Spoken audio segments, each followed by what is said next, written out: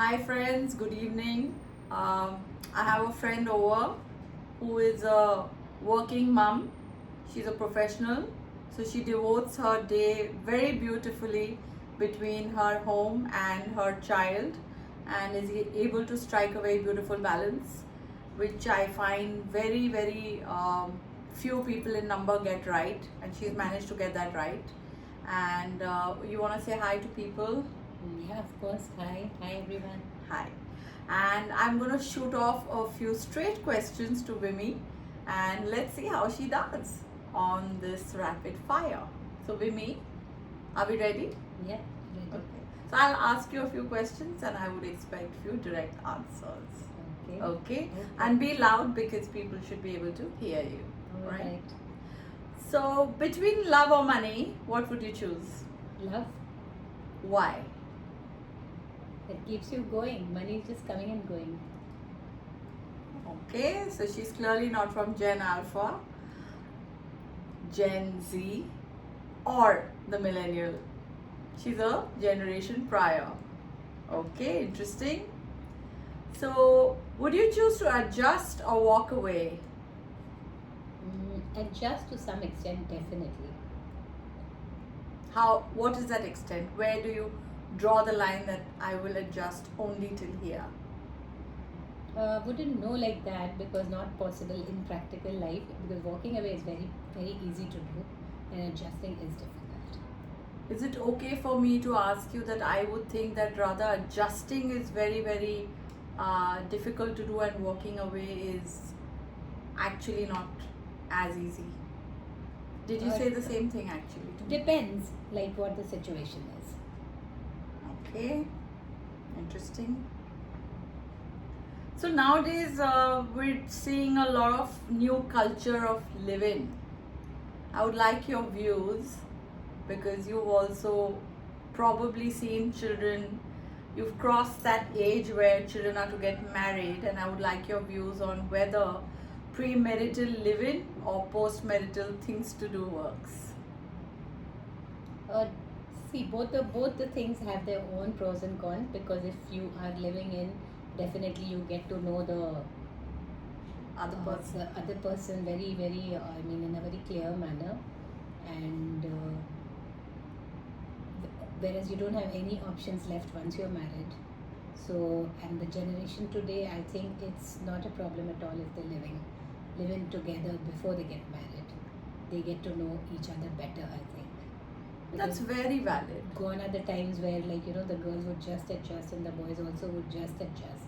It's no more the same. So I think it's practical to live in before they get married. But don't you think it has a flip side? Imagine that you live in and then you feel that okay, maybe I can do better than that. Yeah, definitely. So then it becomes like a buffet you're going Yeah, for. of course, it is a buffet that you're going to. There are no options left once you're married and then do things. But yeah, as I said, both they have their own pros and cons. Right. That's a very tricky one actually. Yeah, We mothers face that nowadays. of course, I'm sure. This question is a little tickly. Do you think menopause exposes an unbearable side of a woman? Yeah, I think so because there are a lot of mood swings and there are a lot of how do you say, like there's certain behavior change which definitely shows a lot after menopause. But I think still, like women should know how to put a full stop where. Okay, because I've been hearing from the age group of about 43, 44 upwards that women have one thing which I find they are saying consistently about their own selves very candidly, that they themselves feel that they are unbearable. So when they can't bear themselves, I wonder how the men around them bear them. That's because exposure is more these days, so that is the reason. They have these mood swings and then they like to show their moods. Whereas earlier it was not like women were not so open about it. So people weren't there to take it either. Yeah, there were no people to even take it either. Very true, very true. Okay, so can we ask something a little controversial? Yeah. I'm sure you're going to be very comfortable answering. loud and clear actually.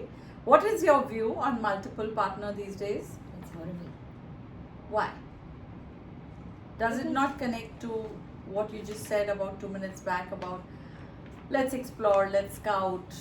Yeah, but then still, it's not like multiple partners. Okay, if you're going around with somebody, then living in and then getting married, it's okay. The kind of generation we have today.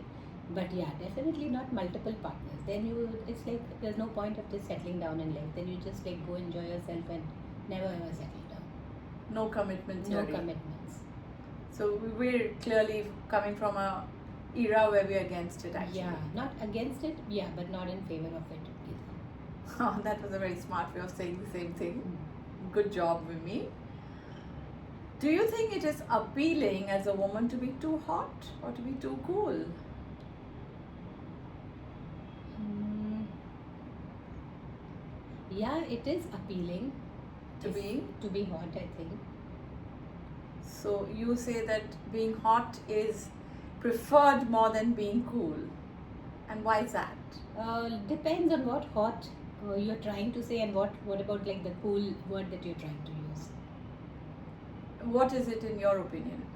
Hot is like maybe just hot body and things like that, and cool is like how the behavior is.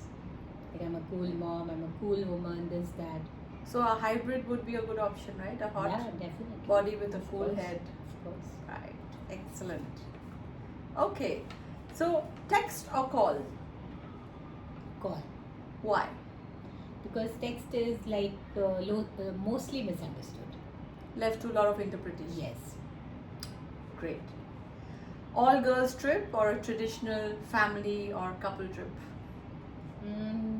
Anything depends on the time and the situation. Lot of like sometimes like it's good fun to go out on trips with your friends, and it's good always like also to go out with your family.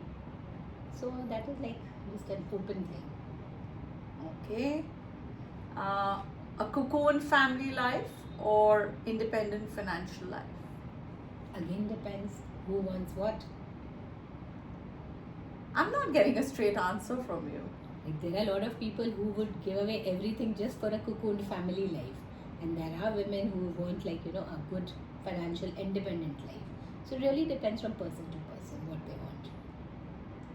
So Mimi here is a new mother-in-law. Maybe she can share a few tips as a mother-in-law, as a new mother-in-law, for us mothers who will be mother-in-laws in some time.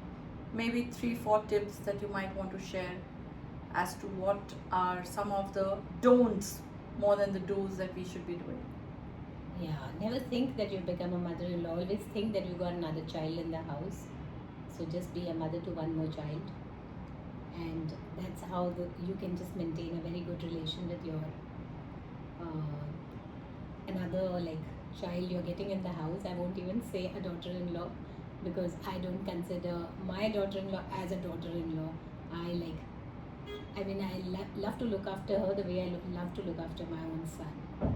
So the gap you had of not having a daughter has Really. gotten filled. Of course, I love to pamper her, talk about makeup and clothes and like a girl thing which Girl I thing. missed when I didn't have a daughter. Okay, great. And what do you think of women working in corporates now? You must have heard about the safety issues which are being compromised. So you have a daughter-in-law who's going to work, you yourself go to work. What do you think of women's safety issues at workplace these days? Girls definitely have to stand up for themselves and look after their own safety and be loud and clear about it. That they're not depending on anybody to look after their own safety. They have to be smart and strong. So workplace romance, yes or no? Yeah, it depends. This I can't answer. This has Ye been to a पूरा very, direct very, this has been a very, very interesting and a fun इसको बकवास को बंद tete-a-tete with Vimy. And till I catch you again, bye-bye, take care, Bye. see you. Bye. Thank you for answering as candidly as you could.